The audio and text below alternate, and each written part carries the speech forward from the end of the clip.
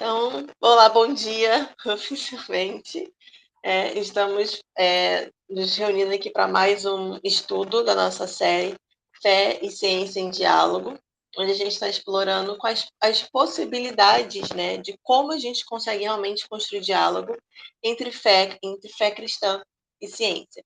E hoje nós vamos ter a Sorelli, que é fundadora do nosso grupo, né, professora lá da UF, que vai falar para a gente como é que ciência e teologia se complementam, né? Como é que a gente pode experimentar esse diálogo.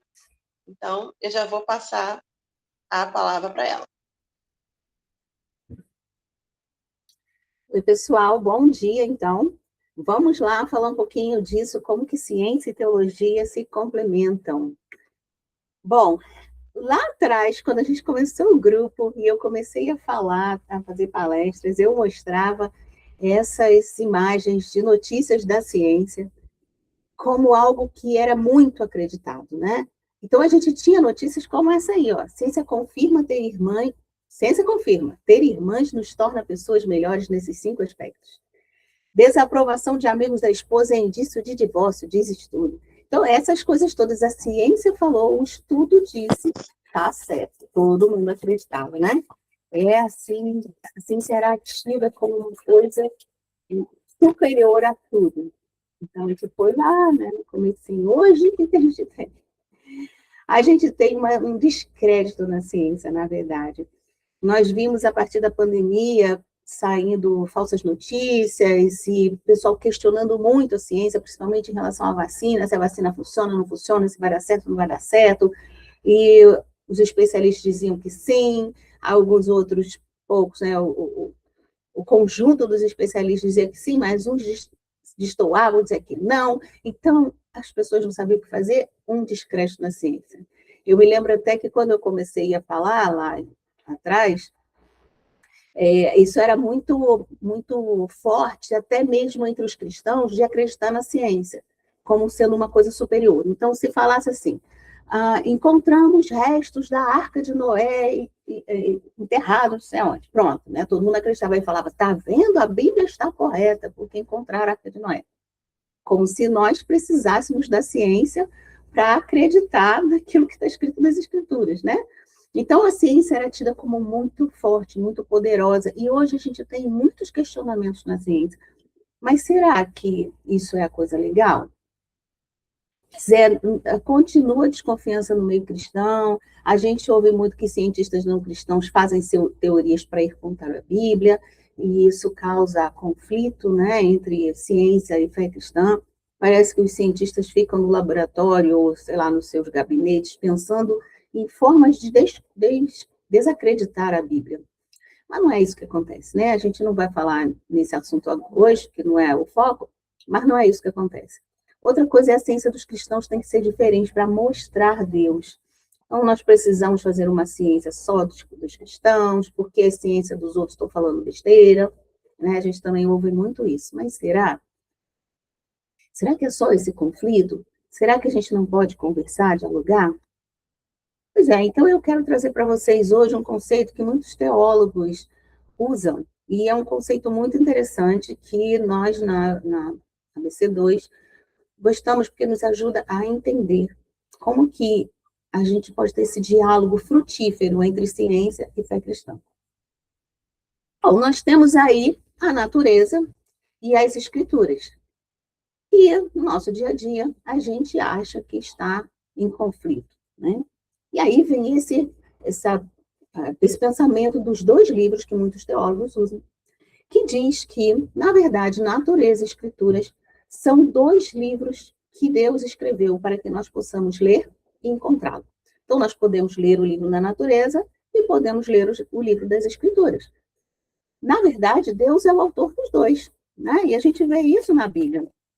Veja lá em Gênesis 1, no princípio Deus criou os céus e a terra.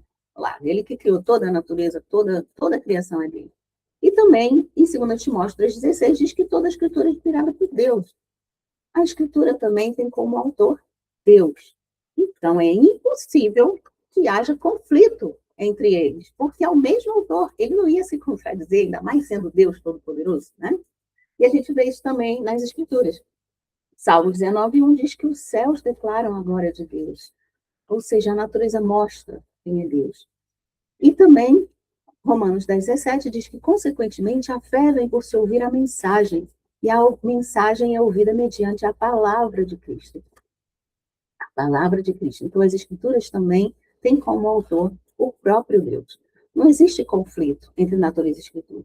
Ué, então, da onde vem essa coisa toda que a gente vê acontecer? Pois é, o problema é que para a gente estudar a natureza, a gente faz ciência. E para estudar as escrituras, a gente faz teologia. É a forma que a gente tem para entender. E isso, gente, é a interpretação humana. Aí tem possibilidade de conflito. O conflito não está entre os dois livros que nós podemos ler. O conflito está quando a gente interpreta e faz a ciência ou a teologia. Agora, será que a gente pode dizer que ciência e teologia podem ser complementares? Será? Ou será que o conflito é eterno? Nunca mais vai ser os dois juntos. Nós na BC2 sabemos que dá para dialogar, né? Para ser complementares. Mas como é que é isso?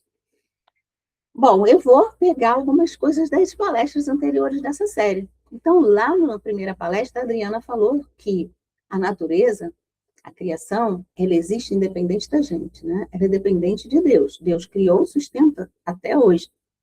Mas essa natureza, ela está imposta. Não é alguma vislumbre do ser humano, não é alguma coisa que a gente está sendo enganado e essa realidade nem existe, a gente está sendo levado a crer que ela existe. Não é isso. Como cristãos, nós cremos que a natureza existe, é real, está aí. Se é assim, nós podemos estudá-lo.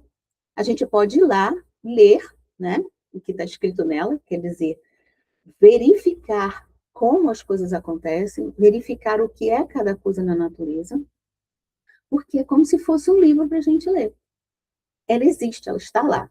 E nós ganhamos uma capacidade de ler essa natureza, porque nós somos imagem de Deus, e ele assim falou quando nos criou, que nós teríamos o domínio sobre todas as coisas, então que a gente poderia, lembrando que o domínio não é usado do jeito que a gente quer não, tá bom?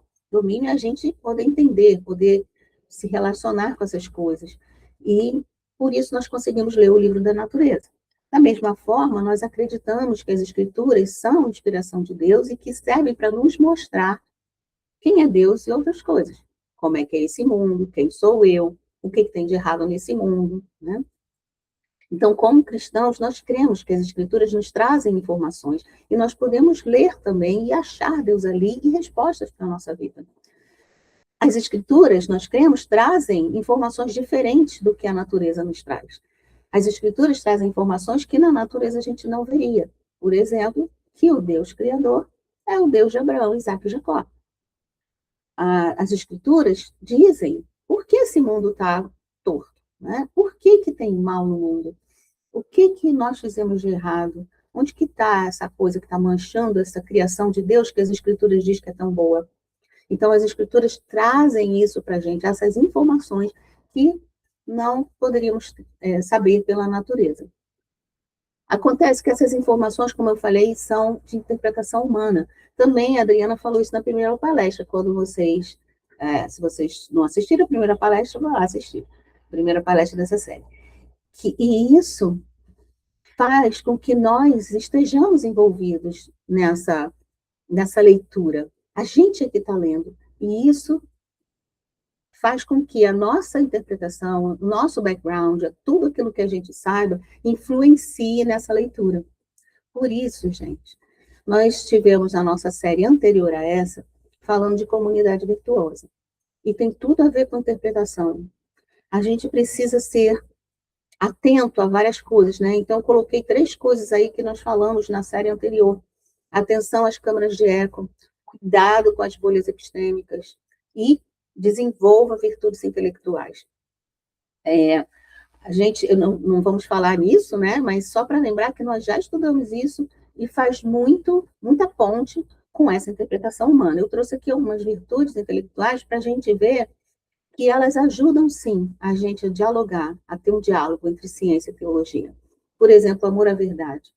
Poxa, procura saber o que é mesmo. Às vezes a gente ouve as coisas e não procura ver se é daquela forma mesmo. Busque isso. Humildade intelectual. Muitas vezes o problema é com a nossa teologia, e a gente acha que o problema é com a nossa ciência. E a gente fica culpando a ciência, quando, na verdade, a nossa teologia que está errada.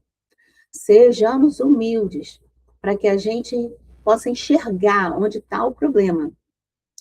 A humildade intelectual é muito importante nesse caso. Será que a ciência mesmo está errada? Ou será que eu é que estou lendo errado as escrituras? Autonomia intelectual e curiosidade, acho que também são algumas das virtudes intelectuais muito interessantes, já que elas nos movem, né? Nos movem a procurar as coisas, nos movem a querer saber. Então, por exemplo, tem muitas pessoas que ouvem pastores ou outros palestrantes que não têm autoridade científica falando de assuntos que eles não são capazes de explicar.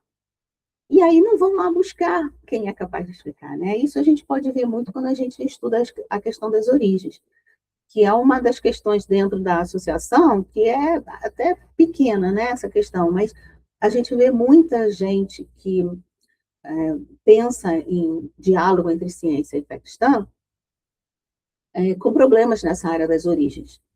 E, por exemplo, o que é o Big Bang? Vai lá no físico e pergunta o que é essa teoria, né? Porque às vezes você está ouvindo palestrantes ou pastores que estão falando disso, mas eles não têm autoridade para falar, e isso nos confunde. E a nossa teologia pode ficar torta. Então, vamos ter curiosidade, vamos ter autonomia intelectual para buscar as coisas. Tá bom? Então, essas são algumas virtudes intelectuais que eu acho que são importantes para a gente poder ter esse diálogo e enxergar essa complementaridade entre ciência e teologia. Mas não é só isso, né? Olha, juntando também, né, com o que a gente viu nessa série, se a gente não tiver essa mente aberta, essa possibilidade das virtudes e ter cuidado com olhos epistêmicos e câmaras de eco, a gente corre o risco de fazer o Deus das lacunas, né, e explicar as... Quando a ciência ainda não tem uma explicação, a gente colocar Deus. Foi Deus, né? Então, isso é um problema. A gente viu na palestra passada, que foi do Paulo. Ou de ler a Bíblia como manual de ciência, também muito comum isso. A gente lê as escrituras e acha que ali a gente vai enxergar a ciência que a gente tem hoje, né? Então, isso também é muito problemático. Pensem, não dá para ser assim. Como é que a gente pode, então, entender essa complementaridade? Além da gente ter as virtudes, pensar bastante naquilo, na nossa interpretação, como é que é, a gente precisa respeitar os campos, respeitar cada área. Nós temos duas áreas aqui, a ciência e a fé cristã, né? Então, nós precisamos respeitar os campos. Eu trouxe para vocês aqui a famosa metáfora da água que está fervendo, do John Polkinghorne. Ele fala que a água está fervendo e pergunta, por que a água está fervendo? Pois é, a gente pode responder essa pergunta cientificamente e falar que o fogo está aquecendo a chaleira, que por sua vez aquece a água, e as moléculas adquirem uma energia cinética maior, passam a se movimentar com uma velocidade maior, e por isso modificam seu estado físico e passam a vapor. Então, é por isso que a água está fervendo. Tá certo? Eu espero, né? Paulo aí tá... Agora, eu posso simplesmente falar, por que a água está fervendo? Porque eu quero tomar chá, né? Então, é uma explicação igualmente plausível a gente falar isso. Porém, são visões diferentes da mesma coisa. A gente está olhando a chaleira e nós chegamos a conclusões diferentes, mas igualmente plausíveis, racionais e que são aceitáveis. São conhecimento, são reais. As duas conclusões estão corretas, mas é a mesma chaleira. Será que a gente não pode pegar essas duas conclusões e juntar? Ter um diálogo com isso? Então, é isso que eu trago aqui.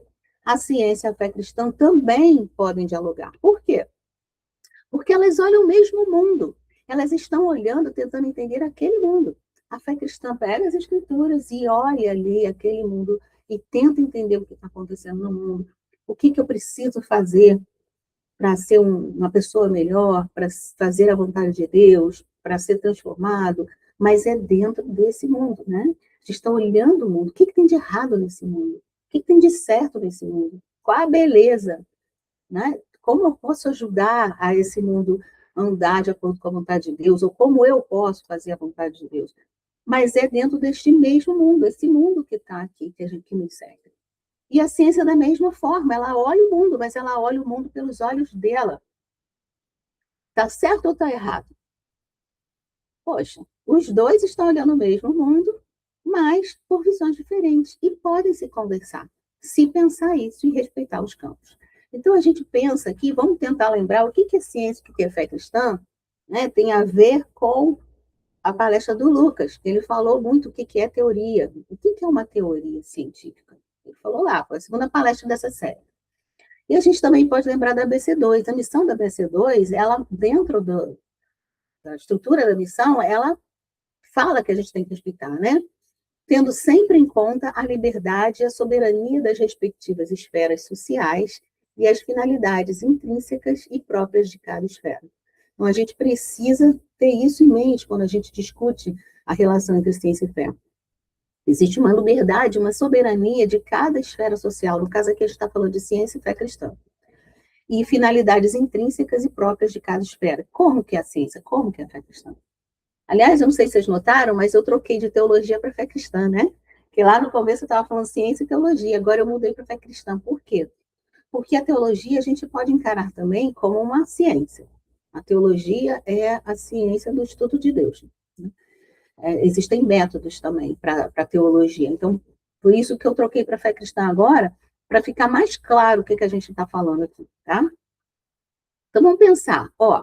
A ciência, ela é dada por um conhecimento científico. O conhecimento científico, ele parte de métodos. Ele precisa de métodos. Qualquer ciência, pode ser ciências duras, pode ser ciências humanas, não importa. Para fazer ciência, você precisa de seguir um método científico. E aí sim você tem conhecimento científico. A fé cristã não é assim, ela é um conhecimento religioso. A gente não tem um método científico para seguir, para entender qual é a fé cristã. A gente lê a Bíblia, e estou falando de fé cristã, não estou falando de teologia, tá?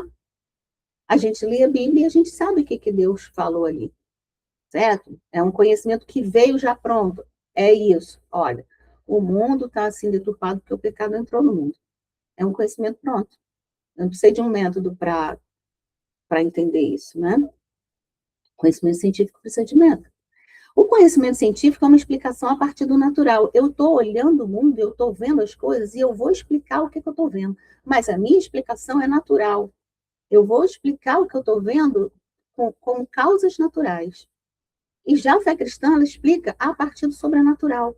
A gente enxerga esse mundo, vê que tem alguma coisa ali, e eu vou tentar explicar a partir do sobrenatural.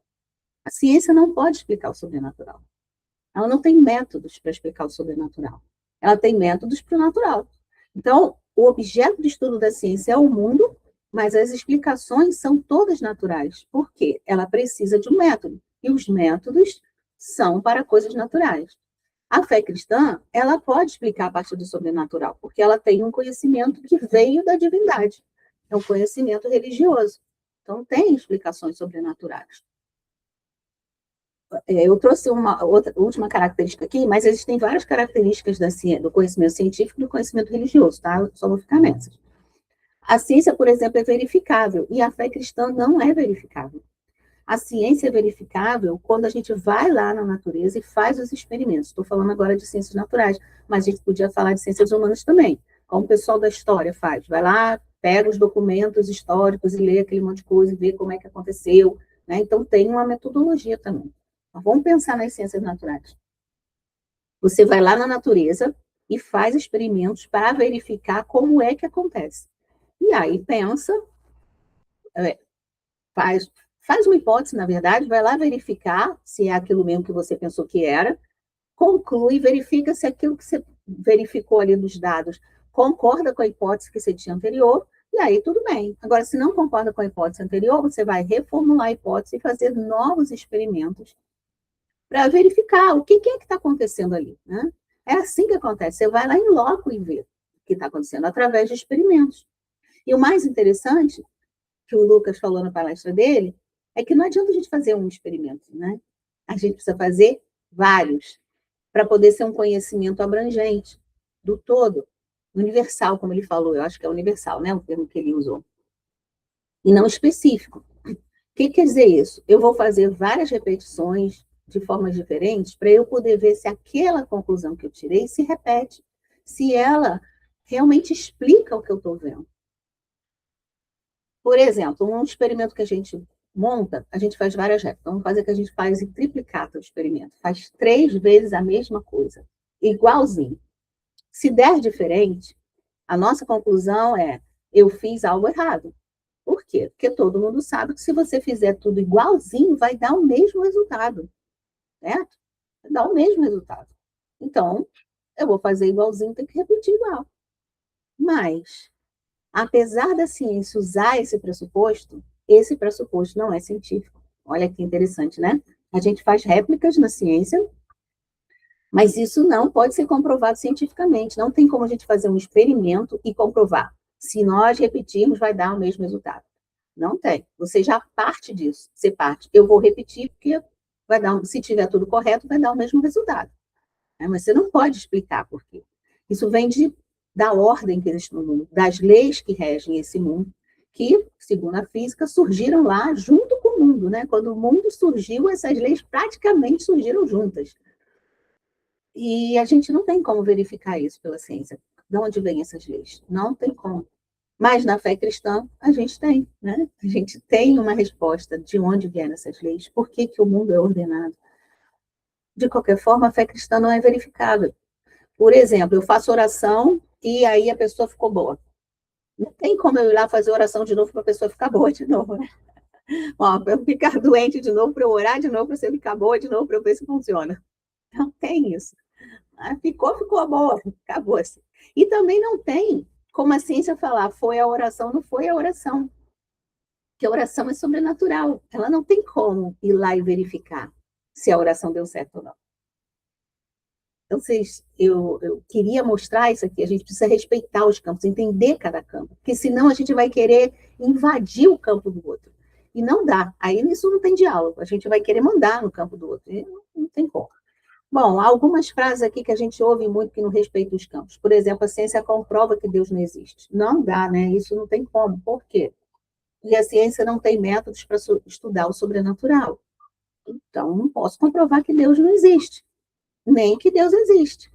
O que eu posso pensar quando eu vejo esse mundo? Eu posso pensar que existe um Criador, porque tem tanta coisa aí maravilhosa. Será que não tem alguém que fez isso tudo? Será que não teve uma mente inteligente por trás disso? Eu posso até pensar isso, mas eu não posso ir lá fazer um experimento para saber se é Deus, certo? E de onde que eu tiro que é Deus? Das Escrituras. Ali Deus se apresenta, eu sou o Criador, eu fiz todas as coisas. Sou eu que estou aqui fazendo isso. E eu sou esse Deus aqui que está se revelando a vocês. Nem tem nome, né? É o eu sou. Outra frase é, isso é só uma teoria. Pois eu também ouço muito isso de cristãos, que pena. Porque isso é só uma teoria, mostra que a pessoa não sabe o que é uma teoria, não sabe o que é ciência. E nós que estudamos essa relação de ciência e fé, podemos ajudar essas pessoas a entender o que é uma teoria, né? Lucas falou lá o que é uma teoria. Quando a teoria chega a ser uma teoria, ela está bem estabelecida. Quer dizer que é a verdade? Não, porque nós também sabemos que ciência muda. E ela muda por quê? Porque ela é falsa? Porque ela é errada? Não, porque novos dados aparecem. E aí a gente vai andando, vai entendendo melhor a coisa. Às vezes uma teoria bem estabelecida, mas ela ainda tem algumas coisas que não são explicadas. À medida que a gente anda e tira novos dados, a gente começa a explicar essas coisas que antes estavam enevoadas. Então, falar que isso é só uma teoria, não fala isso. Vai lá ver o que é. Pergunta para um cientista como é que é uma teoria. É aquela coisa das nossas virtudes que a gente tem que desenvolver também. Por último, aqui, é impossível um cristão verdadeiro ser cientista, porque vai explodir a cabeça, né? Eu preciso, então, ser cristão no domingo e cientista no resto da semana, né? Porque eu trabalho. Não dá para ser assim, gente. Cristão é cristão, é independente de onde está. E a ciência não pode desvirtuar só porque você está fazendo ciência. Não. Se nós encararmos como um diálogo entre fé cristã e ciência, e de forma complementar, isso não vai ter problema na nossa vida. A gente vai fazer isso para dar glórias a Deus na ciência ou com a nossa fé, né? Ou dar glórias a Deus pela nossa fé por conta da ciência. Ok? Então, isso daqui também é uma frase triste. Para terminar, gente, eu queria então que a gente pensasse que para entender o mundo, a gente precisa olhar por diferentes ângulos, porque esse mundo é muito complexo. Ele não tem só um aspecto, tem vários aspectos. Hoje a gente falou dois, né? Mas tem outros tipos de conhecimento que a gente também pode levar em consideração. Esses dois aí estão em conflito muitas vezes. Mas se a gente olhar por outros ângulos, a gente aprende melhor. Eu queria deixar para vocês uma coisa que eu aprendi com o Dr. Roberto Pogolan, que é um dos fundadores da BC2, né, foi o nosso primeiro presidente, e ele apontou muito bem isso aqui.